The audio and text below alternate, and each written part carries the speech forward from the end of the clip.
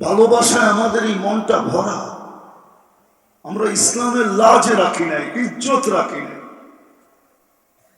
ইসলামের ইজ্জত যদি আমরা রাখতাম তাহলে আবাবিল ডানা মেলা কোনোদিন উঠতো না। আবাবিল আছে দুনিয়াতে না নাই?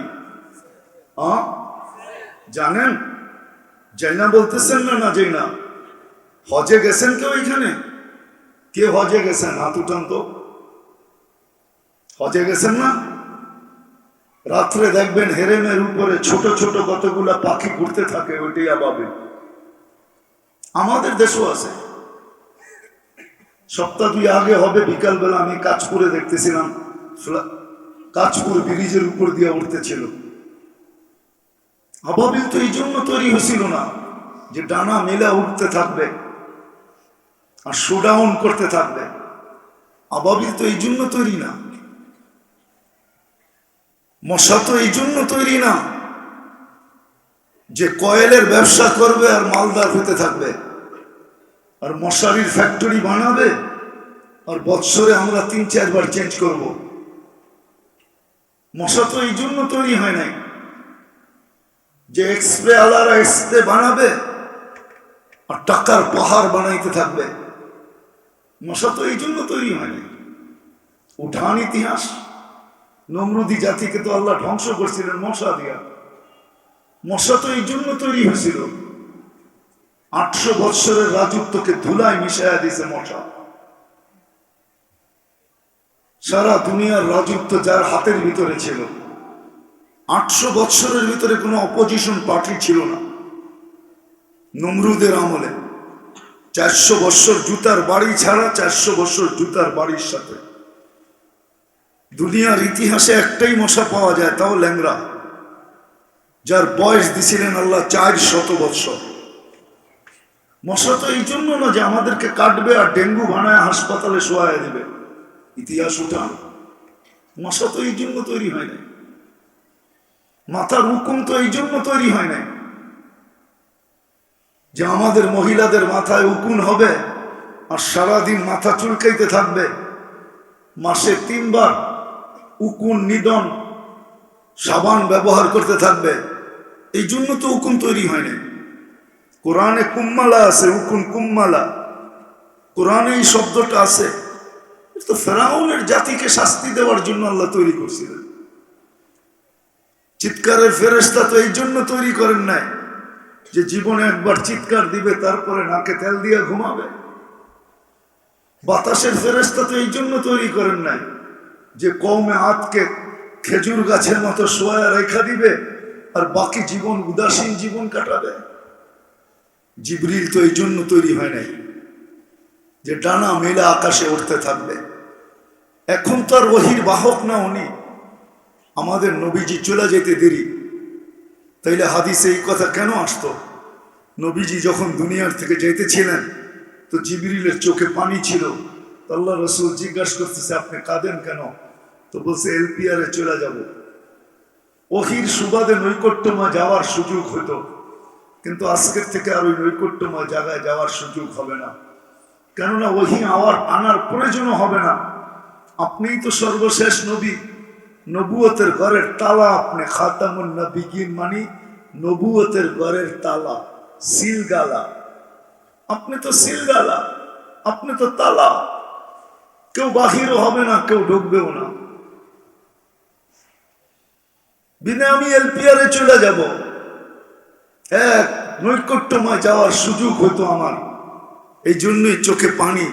1.25 লক্ষ নবীদের দুয়ারে আনাগোনা ছিল, সবগুলা বাদই দিলাম। আপনার মতো সৃষ্টির সর্দার, সৃষ্টির রাজা, দুজাহানের বাদশাহ, কিয়ামতের মাঠের রাজা, আপনার দরবারে আনাগোনা ছিল।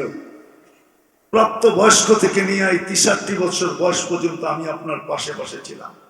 আর সত্য এটাই, আল্লাহ রসুল যেদিন জন্ম নেন ওদিন মিকাইল আলাইহিস ইসলামকে আল্লাহ বডিগার্ড হিসাবে নির্ধারণ করেন।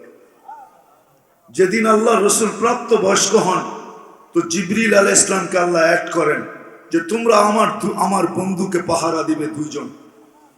বিদায় আজকে মনের ব্যথায় চোখে পানি। এখন তো আর ওনার ওহি আনতে হয় না। ডেড সি তো বাংলাদেশে না, হ্যাঁ, ডেড সি তো ইসরায়েলে। আমি তো নিজে চোখে দেখে আসছি। 5 কিলোমিটার চওড়া, 100 কিলোমিটার লম্বা, 2.5 কিলোমিটার চওড়া, 100 কিলোমিটার লম্বা ইসরায়েলের আন্ডারে, আর 2.5 কিলোমিটার চওড়া, 100 কিলোমিটার লম্বা জর্ডানের আন্ডারে।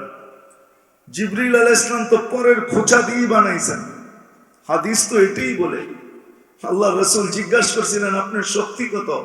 কারণ মা জাররাবত, কোনোদিন পুষ্টি লইরা দেখি নাই শক্তি কত, কিন্তু আপনাকে আমি তথ্য দিতে পারি একটা পরের কোণার, আমার একটা ডানার কোণার শক্তি কতটুকু বলতে পারি। ইস্তামালতু লিকওমিন, আমি এক জাতির জন্য ব্যবহার করছি। আখাযতু মিনাল আরদ, জমিন সহ উঠায় নিছি। সুম্মা কাল্লাবতু, পরে আমি উল্টাইছি। ও আলকাইতু আলাল আরদ, জমিনে মেড়া দিছি। ফাসারা বাহরান মাইয়িতান ইলা ইয়াউমিল কিয়ামা, কিয়ামত পর্যন্ত এটা ডেড সি হিসাবে থাকবে। উনি তো ডানা মেলা উঠতেছেন। আরেকটা প্রশ্ন আল্লাহকে করি, দেখি আপনাদের বিবেকে ধরে কিনা, তারপরে আমি আসল কথায় চলে যাব আর গুছায় নিয়ে আসবো। কোরআন বলে ওয়ালা ইয়ালামু জুনুদা রাব্বি ইল্লা হু, আল্লাহর সৈনিকের সংখ্যা আল্লাহ ছাড়া কেউ জানে না। কোরআন তো ভুল বললাম? আল্লাহর সৈনিকের সংখ্যা আল্লাহ ছাড়া কেউ জানে না, প্রকারও আল্লাহ ছাড়া কেউ জানে না। যে কয় প্রকারের সৈনিক আমাদের দেশে প্রকার জানা যায়, সেনাবাহিনী, বিমান বাহিনী, নৌবাহিনী, আনসার, বিজিবি, পুলিশ, র্যাব, এরকম হাতের করে গণা কয়েকটা, ঠিক না? কিন্তু আল্লাহটা কত প্রকার জানা তো যায় না। আল্লাহকে যদি প্রশ্ন করি, আল্লাহ আমরাই তো শেষ উম্মত, আমাদের নবীজি তো শেষ নবী, আর কোন নবী আসবে না, সত্য এটাই। হ্যাঁ, আল্লাহ রসুল বলছে ইয়াতুনা দাজ্জালুন কাযাবুন কুল্লুহুম ইয়াদদাই আন্নাহু নবিয়্যুন। হ্যাঁ, 22 নম্বর অনেক আসবে। 22 নম্বর বোঝেন? আরে 2 নম্বরে 22 নম্বর বানাইলাম আর কি। 2 নম্বর বহুত আসবে, কিন্তু আমি সর্বশেষ নবী। এই জন্য কোরআনে আল্লাহ আমাদেরকে একটা উসুল দিয়েছেন। উসুল বোঝেন? নিয়ম, পদ্ধতি। যে কেউ যদি নবুয়তি দাবি করে, তাহলে তুমি তার কাছ থেকে 2টা জিনিস জিজ্ঞাসা করো। কেননা আল্লাহ 2টা সেমিনার করছেন। কয়টা? একটা সেমিনারে আমরা সবাই ছিলাম। আল্লাহর ওটা ছিল প্রশ্ন উত্তরের সেমিনার। আল্লাহর প্রশ্ন ছিল আলাস্তু বিরাব্বিকুম, আমি কি তোমাদের রব নই? জবাব ছিল, প্রশ্ন ছিল আর জবাব ছিল, এতটুকু সেমিনার শেষ। আমরা সবাই জবাব দিছি বলা, আপনি আমাদের রব। সেমিনার শেষ।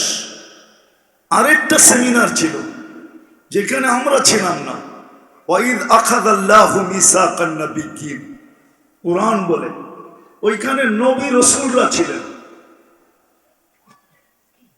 বক্তা আল্লাহ ছিলেন।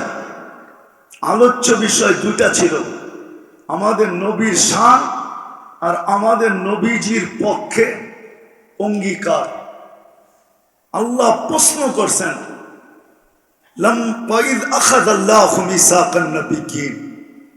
যখন আল্লাহ নবীদের থেকে অঙ্গীকার নিছেন, রসুলদের থেকে, ওই সেমিনারের ভিতরে তো আল্লাহ আমাদেরকে বুঝাইতে চাইতেছিলেন। আল্লাহ নবীদেরকে বলছেন আমি তোমাদেরকে কিতাব দিব, হিকমত দিব, সুম্মা ইয়াতিকুম রাসূল, তারপরে আমার রসুল আসবে, তোমরা এর উপরে ঈমান আনবে তো, একে সাহায্য করবে তো। তো সমস্ত নবী রসুলরা বলছেন অবশ্যই ঈমানও আনবো, আর আমরা থাকলে অবশ্যই সাহায্য করব। যার কারণে ঈসা আলাইহিস সালাম চিৎকার দিয়া যাইতেছেন ইয়াতি মিন বাদ ইসমুহু আহমদ, আমার পরে এক নবী আসবে যিনার নাম মুহাম্মদ আহমদ, যিনার নাম আহমদ হবে। তো আল্লাহ 2টা উসুল দিছেন আমাদেরকে, যে আমাদের নবীজির পরে যেই নবুয়তি দাবি করবে তাকে প্রথম প্রশ্ন করো তুমি ওই সেমিনারে ছিলা কিনা, আগে এটা বলো। মনে হয় বুঝাইতে পারি না। তুমি ওই সেমিনারে ছিলা কিনা? দ্বিতীয় ওর কাছ থেকে বলো যে তুমি যে নবী ওই কাগজটা দাও, কেননা ওই আয়াতের ভিতরে আছে সুম্মা ইয়াতিকুম রাসূল, আমার রাসূল আসবে, মুসাদ্দিকুন লিমা মাআকুম, তোমরা যা নিয়ে যাইতেছ, তোমাদেরকে যে আমি নবী রাসূল বানাইলাম, প্রত্যেকটার ভিতরে সত্তায়িতের সিগনেচার আমার বন্ধুর থাকবে। মনে হয় বুঝাইতে পারি না। সত্তায়িতের সিগনেচার আমার বন্ধুর থাকবে। কোরআন বলে মুসাদ্দিকুল লিমা মাআকুম, তোমাদের সাথে যা আছে এটাকে সত্যায়িত করবে আমার বন্ধু। বিদায় তোমাদের কাছে যদি কেউ আসে যে নবী হিসাবে, তো প্রথম প্রশ্ন করো একে যে তুমি ওই সম্মিলনে ছিলা কিনা। যদি বলে হ্যাঁ, তাহলে বলো কাগজটা দাও, দেখি আমাদের নবীজির সিগনেচার আছে কিনা। আর এই দুইটা কোনোদিন কেউ একসাথে করতে পারবে না, কিয়ামতের সকাল পর্যন্ত দুইটা একসাথে কেউ করতে পারবে না। তাইলেই বোঝা যাবে যে এটা 22 নম্বর, এটা 2 নম্বর। আল্লাহ আমাদেরকে বিবেক পাবে এক সূক্ষ্ম দলিল দিয়া দিয়েছেন। যাও, যেটা আমি বুঝাইতে চেয়েছিলাম যে আল্লাহকে যদি প্রশ্ন করি, আল্লাহ আমাদের নবীজির পরে তো আর কোনো নবী নেই, আমাদের পরে কোনো উম্মত নাই, আপনি এত সৈনিক রাইখা করবেন তো করবেন কি, কোথায় কাজে লাগাবেন? আপনি নিজেই তো বলতেছেন আপনার সৈনিকের সংখ্যা আপনি ব্যতীত কেউ জানে না, প্রকারও কেউ জানে না, তো এটা কোন কাজে লাগাবেন? প্রশ্ন আসে কি আসে না? আসল জায়গায় আমি চলে আসছি। মেরে দোস্ত, আজকে আমাদের এই নির্যাতিত হওয়ার সবচেয়ে বড় কারণ যেটা, 2টা কারণ আমার কাছে। রাগ হয়ে যাবে যুবকরা, একজন যুবক এখানে নাই, যারা দাঁড়ায় আছে বা বসে আছে ভিতরে, বা যারা আমার শুনতেছে, আজ পর্যন্ত এই এলাকায় যতদূর আওয়াজ যেতেছে, যে আজ পর্যন্ত চুল কাটছে, একবারও সেলুনে যায় বলা তো দূরের কথা, মনে মনে এই নিয়ত করা কখনো যায় না, মনে মনে যে আমি আজকের চুলটা আমার নবীর আদর্শ মতো কাটবো বা কোরআনের আলোকে কাটবো। কোরআন বলে মুকাসসিরিন মুহাল্লিকিনা রুউসাকুম ওয়া মুকাসসিরিন, কোরআনের আলোকে কাটবো বা আমি নবীর আদর্শে কাটবো। একজনও আমাকে হাত উঠায় বলতে পারবে না যে আমি মনে মনে নিয়ত করে গেছি। মুখে বলা তো দূরের কথা, আমার সমাজের প্রত্যেক যুবক চুল কাটে, 2-4 ঘন্টা নেটে দেখে যে চুলের ডিজাইন কোনটা পছন্দ হয়, তারপরে যে সে চুল স্ক্রিনশট দেয় যেটাকে পছন্দ হয়, তারপরে সেলুনে দেখায় আমার এই ডিজাইনে কেটে দিবে। পয়সা নিয়ে কোনো কথা নাই, পয়সা যা লাগবে তা দিব, কিন্তু ডিজাইন এটা হওয়া চাই। পায়ে হাত রাখি, বলুক যুবকরা,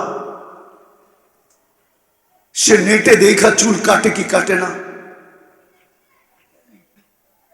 বলুক আমাদের মা বোনরা, কয়জন এরকম আছে? এইখানে যতজনই দাঁড়ানো আছে বিয়ে করছে, বলো বিয়ে তো একটা করলাম, আল্লাহর রসুল তো 11টা বিয়ে করছেন, আমি তো একটা করলাম। আমার মেয়ের বিয়ে, ছেলের বিয়ে, কোনোদিন কি জিজ্ঞাসা করছি আলেমদেরকে যে রসুল সাল্লাল্লাহু আলাইহি ওয়াসাল্লামের বিয়ের আদর্শ কি ছিল? আমি মেয়েকে তো একবারই জীবনে বিয়ে দিব, ছেলেকে তো একবারই করাবো। যদি প্রশ্ন করা হয় আপনি কেন এই আদর্শে কেন বিয়ে দিতে চান, শুধু বিয়েটা, বিয়ে পড়ানোটা এই আদর্শ মতো কেন করতে চান, অনুষ্ঠানটা কেন এই আদর্শ মতো করতে চান? তো বলতে তো পারতো যে আজকে দেখা না হোক, কিয়ামতের দিন দেখা হবে, তখন যেন আমি হাত পাতার সুযোগ পাই যে আমি কিচ্ছু তো করতে পারি নাই, ছেলেটার বিয়ে আপনার আদর্শ মতো হয়েছিল, আদর্শ মতো দিছিলাম, মেয়েটার বিয়ে আপনার আদর্শ মতো দিছিলাম, আমাকে কি দিবেন দেন না? যুবকও তো হাত পাততে পারতো যে আপনার স্টাইলে চুলটা কাটছি, আর কিচ্ছু করতে পারি নাই, আমাকে কি দিবেন দেন না? সারা বাংলাদেশে তো বলতে থাকি, আজ পর্যন্ত তো অন্তর্মহল থেকে কোনোদিন এই খবর আসলো না যে কোনো মা কোনো বোন এই খবর পাঠাইলো যে আমার জীবনের বাসর রাত্রের শ্বাসটা ফাতেমার মতো ছিল। ফাতেমা কি বাসর রাত্রে সাজেন না? সে কি এলোমেলো চুল নিয়ে আলীর সাথে চলে গেছেন? তার কি বাসর রাত্রে সাজ হয় নাই? না হয় নাই বলেন? ওলামা কি বলে? বাসর রাত্রে সাজ হয় নাই? হুজুররা হয়তো আমার কথা শুনে হাসবেন। আমি আগেই বলছি আমারটা ঠান্ডা, আমি আপনাদের বিবেকের পর্দা খুলতে চাই। কিন্তু গলি গলি পার্লার, সারা জীবন পার্লারে সাজলো, তাতে কি আসে যায়? ওটা নিয়ে আমার কোনো সে নাই। কিন্তু বাসর রাতের শ্বাসটা যদি সাজতো, কিয়ামতের দিন ফাতেমার হাতে জান্ডা হবে জান্নাতি মহিলাদের। আল্লাহ বলবে ফাতেমা তোর মেয়েদেরকে ডাইকা নিয়ে যা।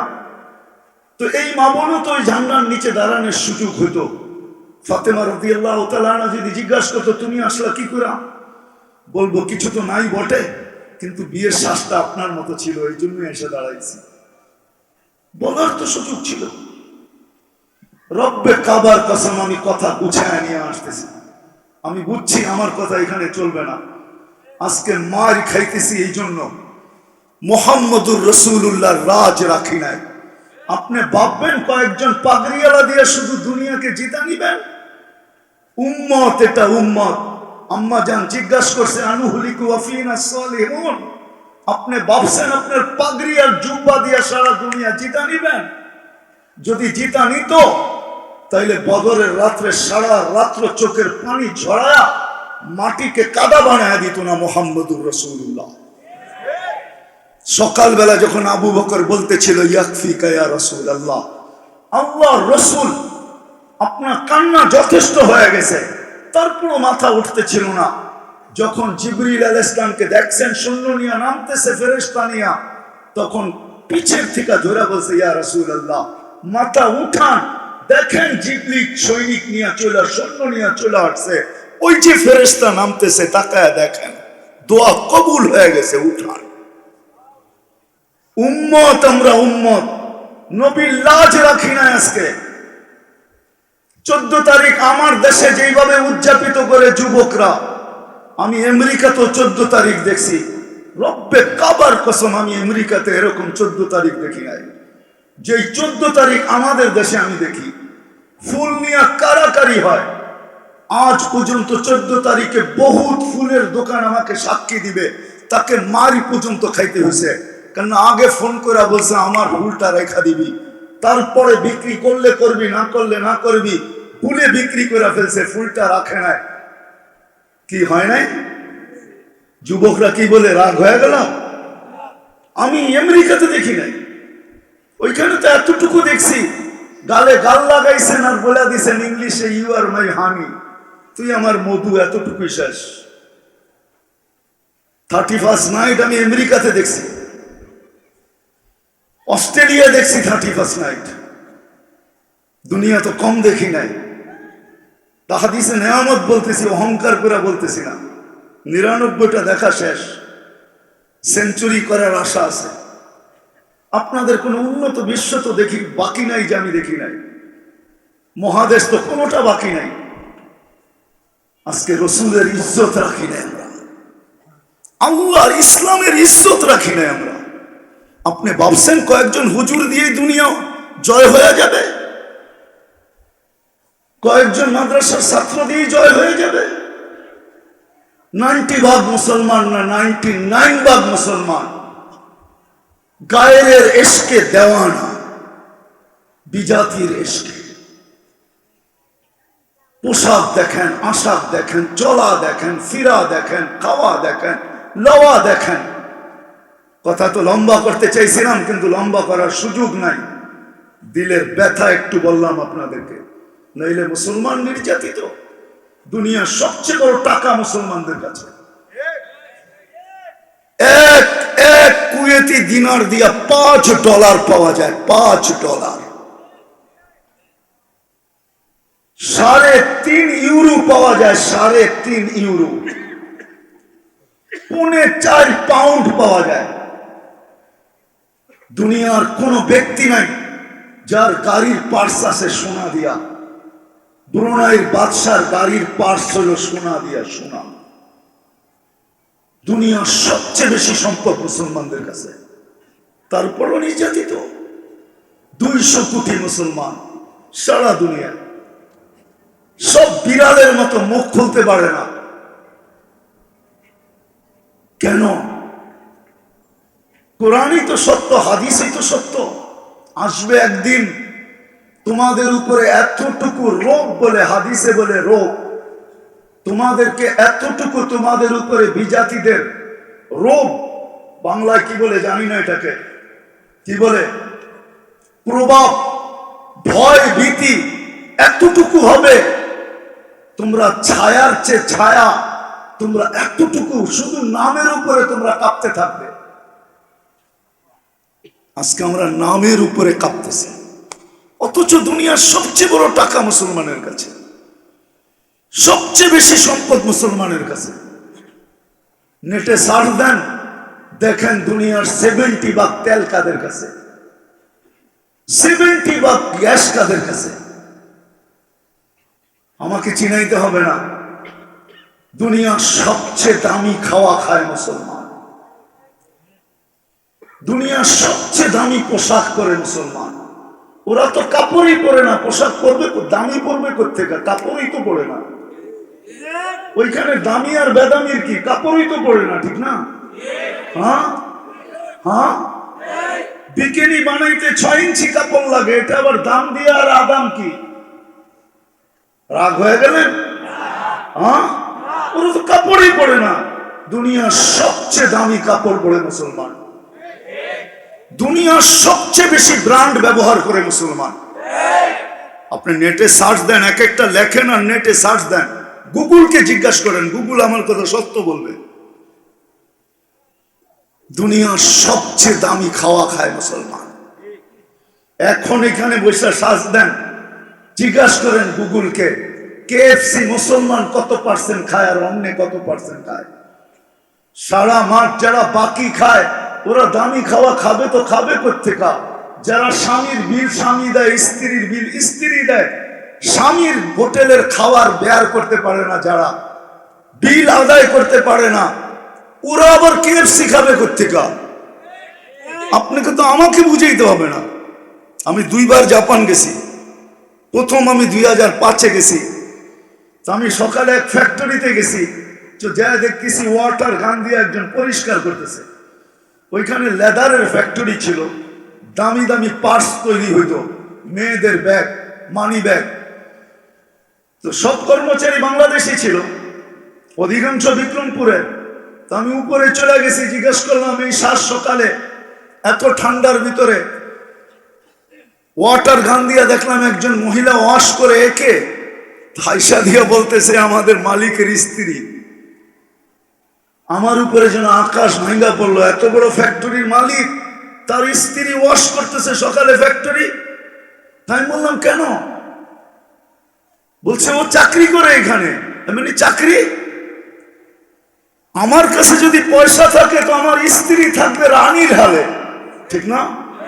হ্যাঁ, কি বলেন? একটার জায়গায় চাকর দিমু ওকে 10টা, একটাই তো বউ, 10টা দিমু না তো কয়টা দিমু, ঠিক না? কয়েক ডজন হয়তো, তাই না? চিন্তা করতাম একটা ওয়াইফ। তো বলছে হুজুর শুনেন, স্বামী স্ত্রী বটে, কিন্তু জুয়া খেলার পয়সা ও কোথায় পাবে? স্বামী তো জুয়া খেলার পয়সা দিবে না, হোটেলে খাবে এই পয়সা কে দিবে? ও যে মদ খাবে এই পয়সা কে দিবে? দুইজনে থাকে, থাকারটা ব্যবহার জায়গা দিবে, ঠিক আছে, একটু কাপড় চোপড় কিনা দিবে, ঠিক আছে, বাড়তি খরচটা 1 পয়সাও দিবে না।